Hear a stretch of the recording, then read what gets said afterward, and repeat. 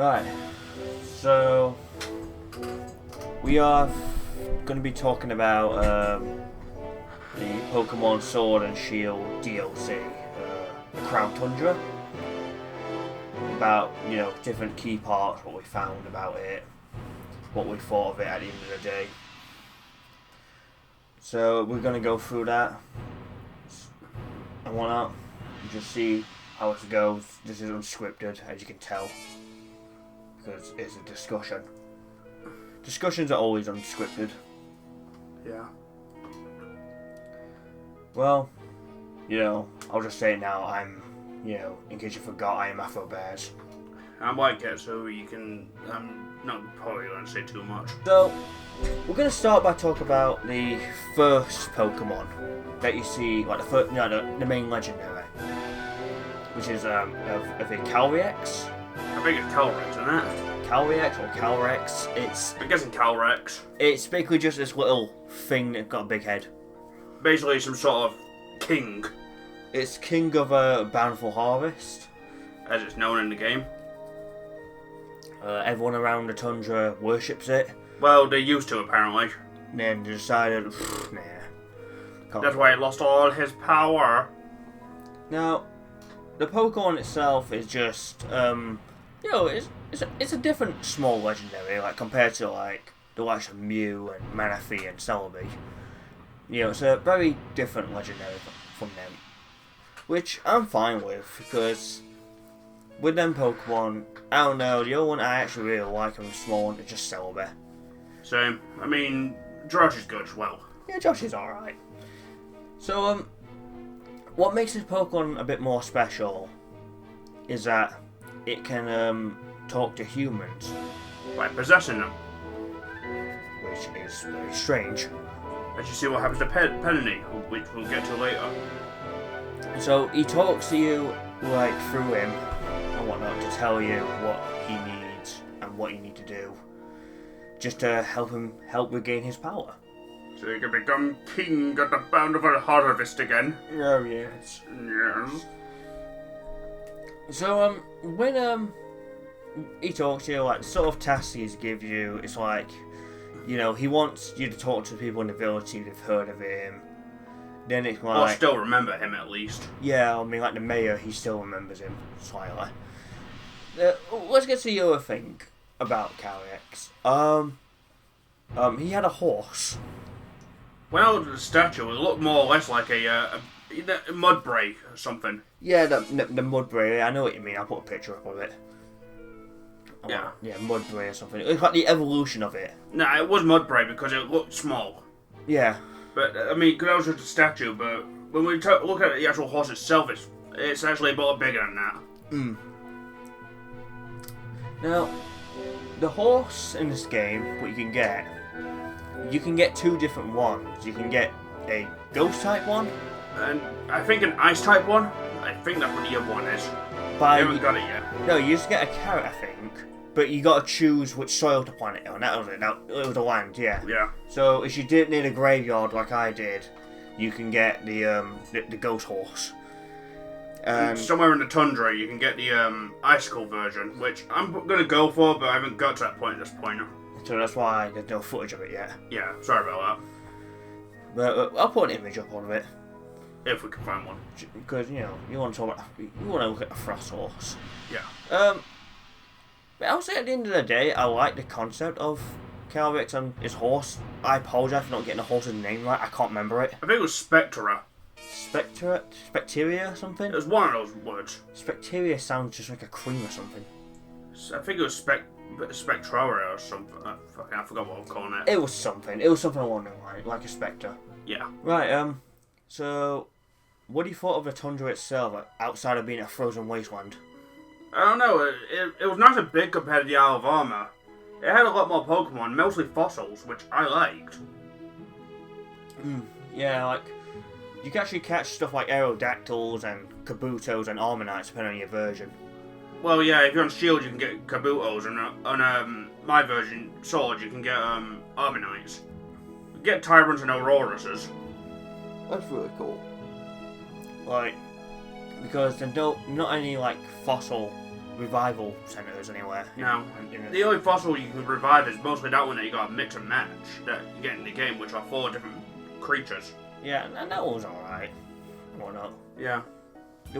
I wish there were like more options you could do it with. Yeah, imagine you could just use the Helix fossil with a Drago fossil. What would you get? Armor Dragon. Yeah, we're getting off topic there. But that'd be funny. It'd be cool to do. But yeah, you know, the Tundra is like a mix of like snow, and also you got like some grasslands, and there's a cave. You can also find like the what do I call it? Those swordsman legendaries. What's their names now? Yeah. I'm sure there'll be a picture of them on the screen somewhere. It's like. But you can find these 3 as soon as you meet Sonya here. Yeah, who appears when she feels like it. She appeared quite early for me. For me, she appeared very late on.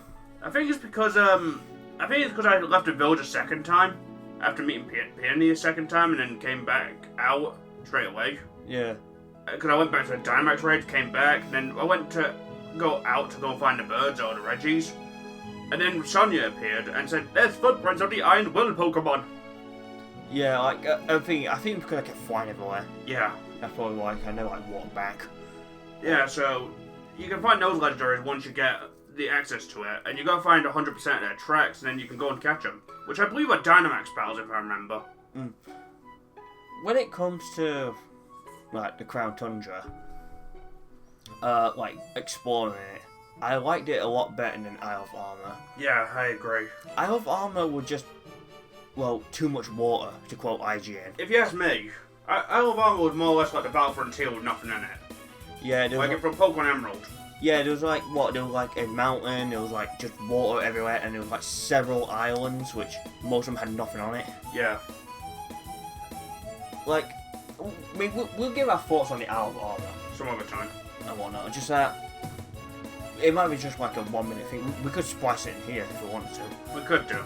But moving on, the new characters, Peony and Nia. Basically, a father and daughter, and I believe are related to Rose, the chairman. Yeah, they look likely related to him. Just due to their dark skin. That's all we're gonna say. Because none of them have surnames to word Pokemon. No, not really. But yeah, I really like these two. And it's nice to get something different in Pokemon. Even though it seemed a bit, cliche to have, I suppose, embarrassing father-daughter going, "Ugh, I don't want to be with you," and whatnot. Even though that seemed cliche to see, and whatnot, it's different for Pokemon. We haven't seen that in that yet. I don't think we have. I'm trying to remember throughout all the Pokemon. I'm not really remembering it too much, because, the only time I've seen a father/kid sort of trope is, tell you the truth, I don't remember. Yeah. But I think what's good about these two is that, yeah, obviously Peony wants to, bond with Nia. By hunting legendaries, being the birds, the Reggies, and Calrex. By doing that, was it a Wild and Crazy Guy Day? Yeah. By doing that. Which, clearly she don't want to do. No, she just wanted to go to the Dynamax raid. We're going to talk about that next. Yeah, that's awful. But, so basically, you go with a Peony. He gives you some excellent gear, which I like. It's nice gear. I didn't wear it. And, yeah, you just look at the clues he gives you, and then you go exploring and whatnot, like around the whole tundra by yourself. You do. And then you just meet up. You just report back to him, like when you discover some stuff. I really like that. Now with Nia, yeah, she hangs around in a cave and whatnot. She occasionally gives you clues on how to find certain Pokemon, but she also does appear in the raid battles alongside you. Like, sometimes. Like, you can't select her to appear, she sometimes appears. It's always random. Talking of which, the Dynamax raids. These might as well be known as the best part about Tundra. Yeah, definitely. Like, you could spend so much time in these lair, like in the Dynamax lair, just discovering, like, different Pokemon, like all the legendaries that you can get. Surprisingly enough, my first encounter going into him was a shiny Suicune. Yeah, I just got a dull Suicune when I first went in there. And I don't think it was that good. Plus, you can keep running into the same Pokemon multiple times, and hopefully you can find a shiny version of the legendaries. Yeah. Which is a key for shiny hunters, but it doesn't make them special anymore, does it? Not really, no. To tell the truth, most shinies suck anyway. Now, thingy, as we mentioned before, Nia, she can give you clues for this currency, which is dynamite ore, which you get from just exploring the lair and either succeeding or failing. Also fighting max raid battles outside the lair. Yeah, you can do that as well. So she can give you clues and whatnot of where to find a specific legendary, like Kyogre or like Landorus or Tapu Koko or something. Or Entei or something. But you know, stuff like that. And they're pretty helpful, especially if you want that specific Pokemon. But you can't actually catch them. No. Yeah. Now, when you travel through the Dynamax Lair, you can go through this locally, like as you got like other players near. It was a pain in the ass just to get it working for. I mean, you gotta like put in like a room code for both players, and then they can both join in. Like, for some reason, it may seem that we're being stupid, but we actually have to look it up just to do it, and it was a pain. Yeah. Like just to get working. Yeah, and well, we did join up together, and we did team up to take down Kyogre for Afro. Yeah, by wanting a big fish, the big wet fish boy. Yeah. So yeah, with it and whatnot, you can do it online as well and bring some other players. Now, talk about the lair itself when you're in there.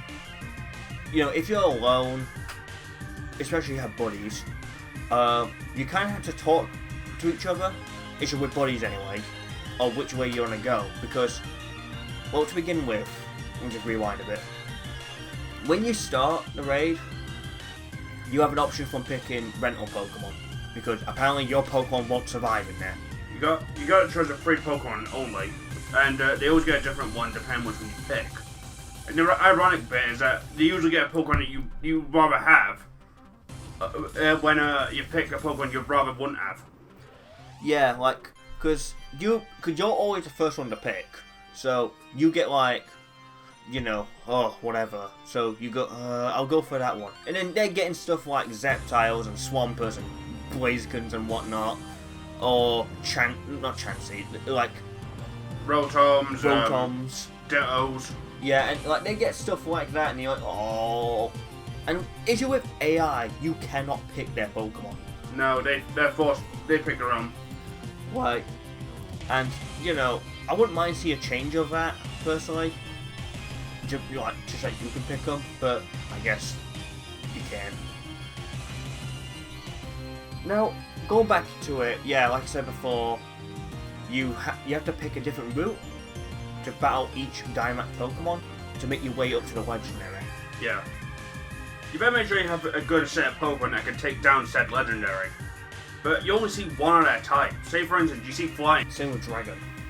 There's loads of Dragon Legendaries, and there's loads of Psychic and Flying Legendaries too. I wish that was more specific. If it said like Dragon Steel, at least you know what it is. Yeah, like the Elga. Like you have a rough idea what it is, like, and you can narrow it down. But when it just says like just Dragon, it's like that could be O and whatnot. It's ridiculous.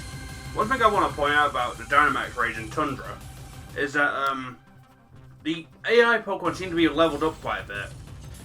Yeah, they're not like going down as quick as they used to. Like when I went into some max raid battles, like before I came into Dynamax raids a bit more, the AI partners didn't seem to die as quick. Unlike what they did in the original game, where they're at level fucking 10. Yeah, they're like very low leveled and they just die instantly. They're just useless most of the time. Yeah, I'll leave you to do all the work. But you know, once you make your way through it, as you're going through it, shall I say, you can come across scientists, which you can swap out a rental Pokemon. Only one now. But it's always random, so you might get something worse, or you might get something better. You may run into berries, which heal your Pokemon back up. And you can run into like a backpacker, which you can give an item to your Pokemon, like a Stratus Berry or a whatever you call it, item that can make them better. Like expert belts or leftovers or something yeah. like that. Stuff like that. One thing that's important and what's great news is that every Pokemon in there, including the legendary, have a 100% catch rate. And all of that, they also have some pretty damn good IVs as well if you're into that. Right, so the best thing what me and Kitsu did was you just buy a bunch of Pokeballs and just use them. Yeah, and they're dirt cheap. I got about 999 of them. Like, do that and you'll be perfectly fine. Yeah. Yeah, it's like what the best thing about the Tundra. Like, you should definitely go in there. Whenever. If you want to. No one's forcing you. Yeah. Most likely people. Reggie, Elekik, and Reggie Drago. Now, to start off with, we both went for each of them. Like, I went for Drago after I went to Elekik. But you gotta do a specific puzzle to make him appear. Yeah, you gotta like light up the specific lights that appear on Reggie's face. Yeah. And whatnot. And you can only get one, depending on your game. Yeah, so choose wisely. Don't worry, you're not limited by version. Like, it's not like Sword gets Drago and Elekki gets Like Shield only. Yeah. No, you can pick. So choose wisely. But you may need them for another thing, but we'll get to it. We're saying that a lot, like get to it. But, Yeah, sorry about that. But trust me, we will get to it. Get to it, camera. So, yeah, the new Reggies.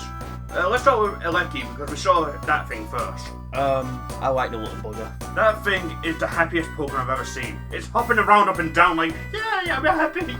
It's like a cheerleader. Yeah, it's like a cheerleader. It's even got a skirt on and everything. It's hopping up and down and whatnot. Like, the thing is, like, in terms of design, I think it's really cool what it is and whatnot, and it's nice to get like a different like electric thing. I think it's faster than any Pokemon in the game. Yeah, it has like really high speed. It's ridiculous. It puts Deoxys to shame in his speed form. Like, and that's the thing because he literally has a speed form Deoxys. It's like, no, this tiny little thing is like a bit quicker than that little bugger is probably faster than Mega Rayquaza and killed him instantly. Oh, that'd be cool to see. Like, it's such a happy little thing. I love it. Yeah. Now, the second one, which is Reggie Drago. This is a dragon type. Reggie, which is very different. I didn't expect him to do that. Now, let me just get this out of the way with the Undertale reference. It looks like a Gaster Blaster. Yeah, when it opens its mouth like this. Well, it does its move, like its exclusive move. It actually is a Gaster Blaster. Like, just had the noise when it fires. Yeah. Like, this guy is a bloody tank. Like Lucky, yeah, he has like tons of speed. Drago, he has like tons of HP. And if I remember his ability, all dragon moves are powered up. So even his exclusive move is powered up. Yeah, what if that applies to duel battles, which allows your teammates to have powered up moves? That'll be cool. I can't imagine what with Dialga on the field. I think these are two welcome additions to the Reggie family. Yeah, I like them. I was honestly a bit skeptical when I first saw these two Reggies because they didn't look like golems per se. Yeah, they're like little... They look like giant orbs of death. Like, they didn't look like Transformers, they look like GoBots or something. I mean, because just like Reggie is tiny compared to the other three Reggies, like the other golems, and Drago is bigger than all of them. Like, hello. But yeah, another thing about the Reggies is, the minute you get all five of them, like I had to trade, my Drago over to Afro just so you can do this. They were lucky. Right? But when you go to a specific dungeon, max raid that area, where there's a few little rocks and there's an area that's never open, take the Reggies there with a Pokemon that you know is good. Yeah, make sure you bring another Pokemon. Yeah, then you'll fight none other than Regigigas himself. In a dynamic way. He's at level 100. But he's easy because it's a slow start, man. I mean, you can just go out with a fighting type and you'll be fine. You can go with anything, really. Yeah. I went in with Groudon. Okay, the birds, like the Galarian birds. Galarian Kanto birds. Like.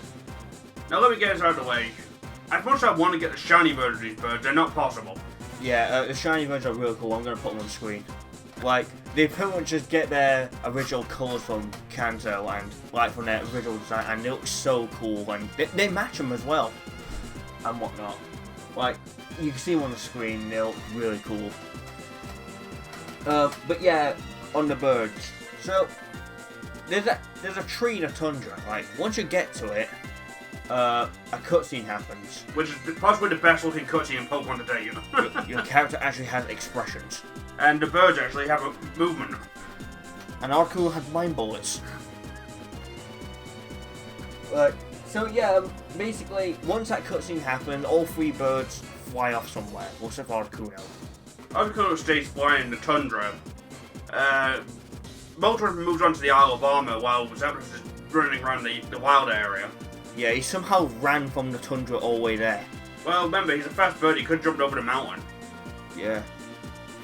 Now, about the birds. Themselves. Like, trying to catch them. Like, well, first, coming across them, except for one of them, like, let's start with the first one I went for. I went for Moltres, who is a dark flying? Yeah, dark flying. Yeah, like, he's full all the way to the Isle of Armor, my favourite. And, you'll know when you find him because you hear that cry. Like, as soon as you enter the area, you hear it. And whatnot. So, basically, you just gotta, like, follow it around until he eventually spots you and crashes into you. Well, actually, he actually just runs away for the most part until you get in front of him. Yeah, like, if you get in front of him, then he goes, oh, I'm gonna get you now. Okay, so I went in with a bad team, but I nearly got destroyed by Moltres and whatnot. It was ridiculous. He actually ran out of moves. I want it. Like, that's how long the battle was going on for. Talk about his exclusive move. Oh, I'm trying to remember what it was called. I don't remember. It'll be on screen. Basically, it's a dark move, but it can burn you. Yeah. Oh, and let me start by saying, afrobears had the fear of knocking him out and not getting him.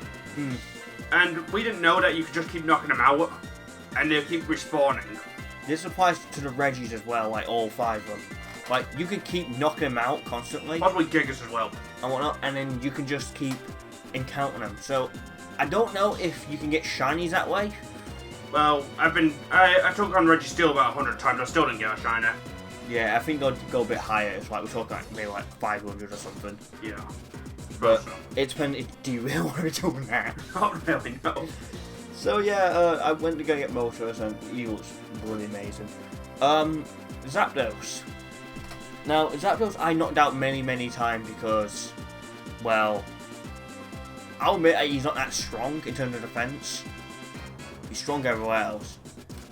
Basically, since he's in a wild area, you have to chase him down. With your bike? Yeah, I want to see someone try to catch him while running. It'll be funny. Right, but Zapdos always keeps running. Just keep chasing after him and he'll eventually get tired. Yeah, this thing, getting tired. It's like Sonic getting tired. But as soon as he's tired, you can crash into him and start to fight you. Watch out, you can crash into other Pokemon in the wild. We also have to mention that the birds actually got a new theme as well. Yeah. Like, a new battle theme. You might want to look up on YouTube, it's pretty good. Same with the Reggies, didn't they? The Reggie's got a remaster of their original theme. Yeah. It's not brilliant, but it does its job. Yeah. It'd be kind of cool if Gigas had that when you follow Yeah, him. but he's got the raid battle theme. Yeah. But yeah, so Zapdos, he's a very quick Pokemon. And a hard-hitting one, too. Like, he's not quicker than a Lecky, but you know. His move, Thunderous Kick.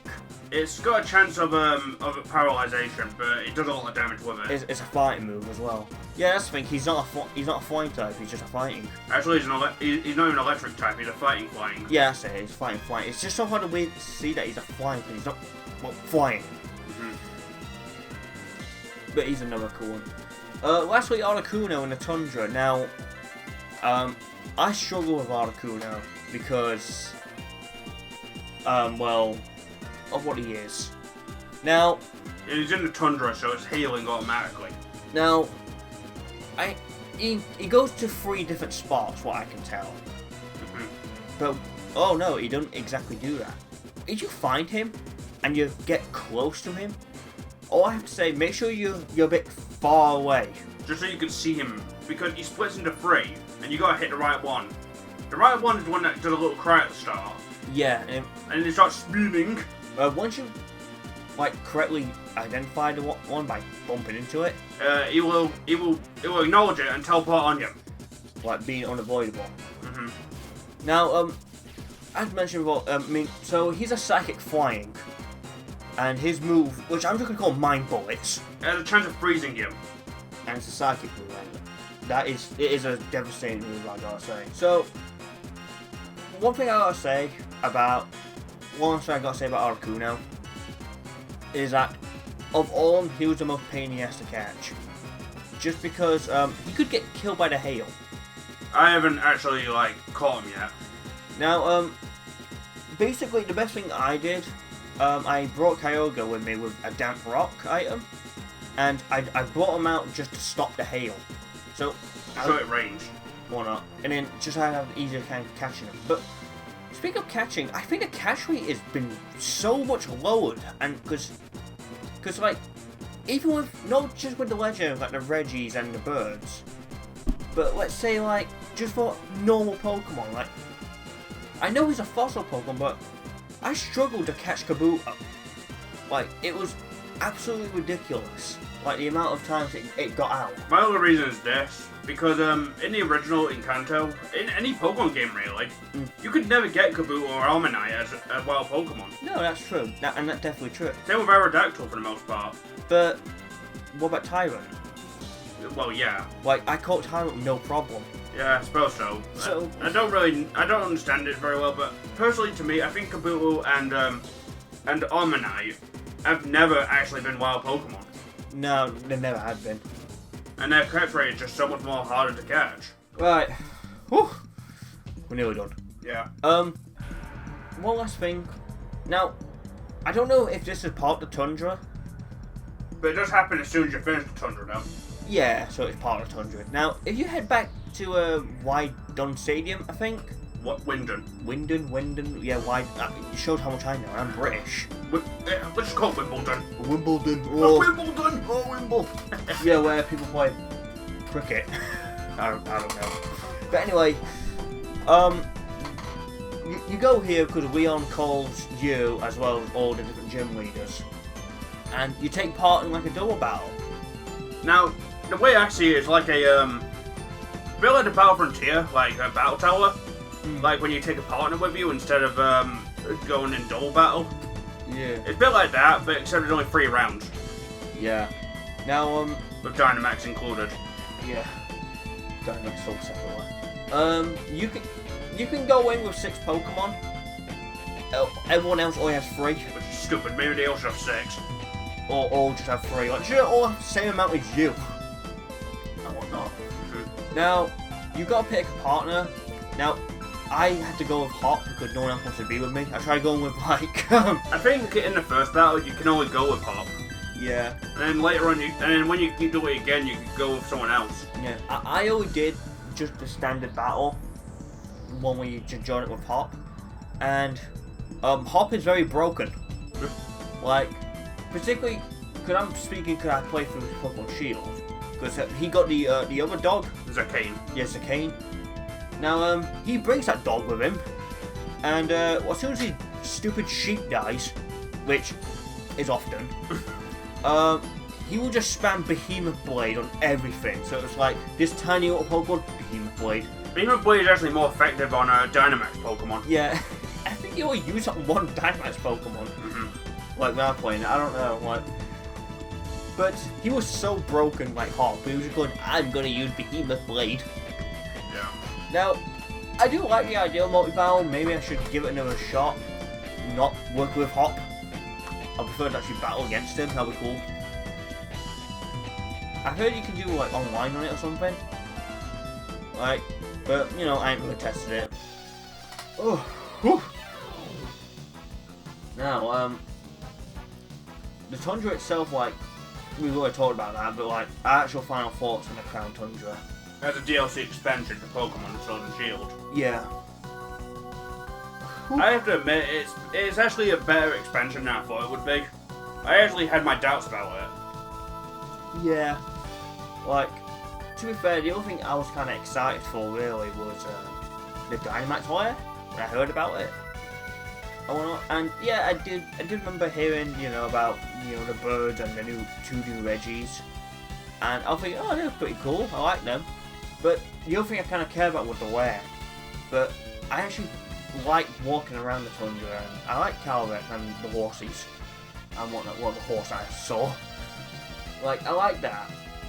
I like Pioneer Near. Like, I think they're great characters.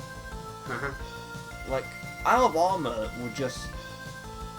It was alright, yeah. It was alright, but like I said, it was okay and whatnot as a DLC to go to. I mean, I think people were just more excited about the like Isle of Armor, just because, more Pokemon to catch from my Boomerjit days.